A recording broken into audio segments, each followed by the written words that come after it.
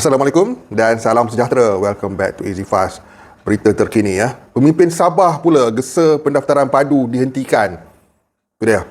Pertama Sarawak, sekarang Sabah pula bersuara. Jom kita mulakan. Ini adalah satu perkabaran yang penting ya, kerana ia melibatkan satu negeri dan seorang pemimpin yang otai ya di Sabah, iaitu tak lain tak bukan Datuk Dr. Jafri Kitingan ya, Timbalan Ketua Menteri Sabah, telah pun mengeluarkan kenyataan bahawa beliau berkata beliau mengambil berat gesaan kerajaan persekutuan untuk pendaftaran menyeluruh sistem padu, terutama apabila maklumat peribadi menjadi lebih penting berbanding sebelum ni. Itu dah. Mula Sarawak, sekarang Sabah. Nampaknya dua negeri di Borneo telah pun bersuara untuk bantah padu ni dan menggesa ianya ditangguhkan ya. Dan ini bukan perkara main-main sebab dua negeri ini antara penyumbang terbesar, kita boleh cakap ya, penyumbang kepada pembentukan kerajaan perpaduan itu sendiri ya. Dua negeri ini dah bersuara. Saya akan bacakan petikan artikel daripada berita harian ya, yang padu. Okey. Dan apa yang dikatakan oleh Datuk Dr. Jafri Kitingan ini antara lainnya, saya juga kurang selesa dengan kenyataan Menteri Ekonomi Rafizi Ramli berhubung isu ini, iaitu pendaftaran padu yang dilihat seolah-olah memaksa orang ramai. Sebenarnya memang paksa pun nampaknya ya. Sehubungan itu, saya menggesa agar beliau menghentikan sementara pendaftaran padu dan buat penilaian semula strategi, katanya dalam satu kenyataan di sini hari ini. Jafri yang juga Presiden Parti Solidariti Tanah Airku, STAR, menyifatkan pendaftaran padu selama 4 bulan yang menyasarkan kira-kira 20 juta rakyat bukan sahaja sesuatu yang membimbangkan, malah membingungkan. Ujar beliau. Apa alasan di sebalik pendaftaran yang dibuat secara tergesa-gesa ini? Adakah ini tidak mendedahkan sistem ini kepada kesan terhadap keselamatan dan ketepatan data? Ujar beliau lagi ya. Bagaimana persiapan kerajaan untuk memastikan data akan diurus dan dilindungi dengan selamat dalam situasi terlalu banyak data peribadi dimasukkan dalam sistem dengan masa yang singkat? Okey, itu soalan yang sangat menarik, sangat logik, yang mana bagus disuarakan ya, dan pihak menteri harus jawab ya, Rafizi Ramli. Kita boleh tengok dengan jelas ya, sedikit demi sedikit ya, satu demi satu negeri mula menyuarakan.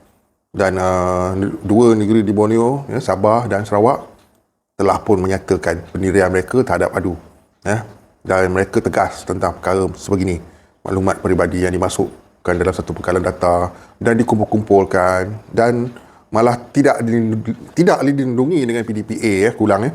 Jadi bagus ya, aku setuju sebenarnya dalam hal ini ya. Cuma okey, kalau dua negeri di Borneo dah mula bersuara, bagaimana pula dengan negeri-negeri di Semenanjung? Jadi betul apa yang dikatakan oleh kedua-dua pemimpin di Sabah dan juga di Sarawak. Dan aku cuma harap adalah satu dua negeri di Semenanjung pula bersuara. Sebab ini satu benda yang kalau nak tengok daripada ni, korang tengok sendiri bahawa banyak yang kurang yakin dengan padu ni. Bukan sikit ya. Anda boleh tengok perbandingan poll tu ya. Ramai yang kurang yakin. Bukan sikit, ramai. Itu baru sikit tu. Belum kena tempat yang betul-betul, kata orang, betul-betul lah kan. Kalau letak dekat tempat yang papan tanda ke apa ke, memang akan jelas lagi banyak sebenarnya yang kurang yakin dengan sistem padu. Dan kalau nak dikatakan seolah-olah mengugut rakyat, gentle punya kan, lembut. Kan? Secara lembut tu kita boleh nampak ada. Ya? Dengan slogan, tak isi padu, tak dapat bantuan. Itu ialah satu yang lembut ya. Dia bunyi lembut je. Tapi faham sendirilah maksudnya apa. Okey, Sabah diucapkan kepada Timbalan Ketua Menteri Sabah ya, bersuara untuk mewakilkan negeri Sabah yang menggesa agar padu ditangguhkan sementara. Okey. Kita nantikan apa feedback daripada pihak menteri. Adakah alasan yang sama yang diberikan ketika Menteri Kanan Sarawak itu macam tak ada benda je cara responnya kan. Kita tengok nanti macam mana respon.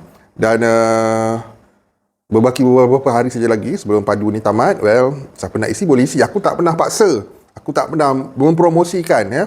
Tapi aku bercakap bagi orang yang memerlukan bantuan, kalau korang rasa risau, korang isilah.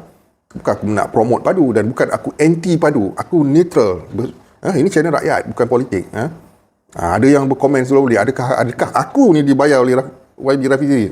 Mengarut komen. Komen guna akal, common sense. Adakah anda menyangkakan aku ni dibayar? Adakah aku mempromotkan padu? Jawapannya tidak.